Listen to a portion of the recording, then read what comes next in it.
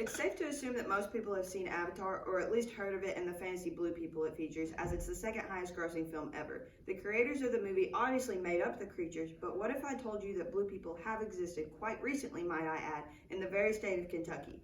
In the year 1820, a man by the name of Martin Fugate had just moved to a remote eastern Kentucky settlement with intentions of starting a family. He married a woman named Elizabeth Smith. One thing was very strange about this, though. While his wife had very pale skin, Fugate had striking indigo blue skin. 4 of their 7 children also possessed this trait.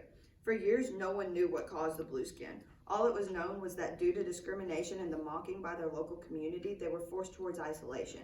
This isolation led to many intermarriages in the family, which played a large part in preventing whatever was causing the blue skin from leaving the family.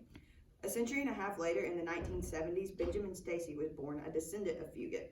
By this time, the blue people were only a memory, but Stacy was shockingly born with the same blue color.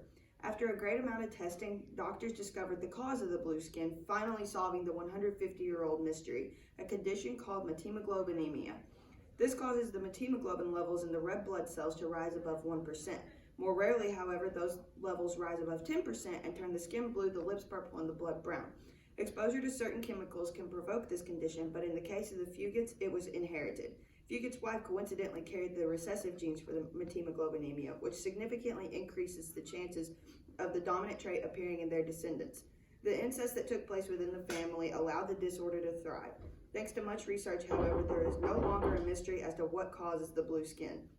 And while the recessive gene may still be carried, people are now much less likely to have methemoglobinema and turn blue. Even Benjamin Stacy outgrew his blue skin.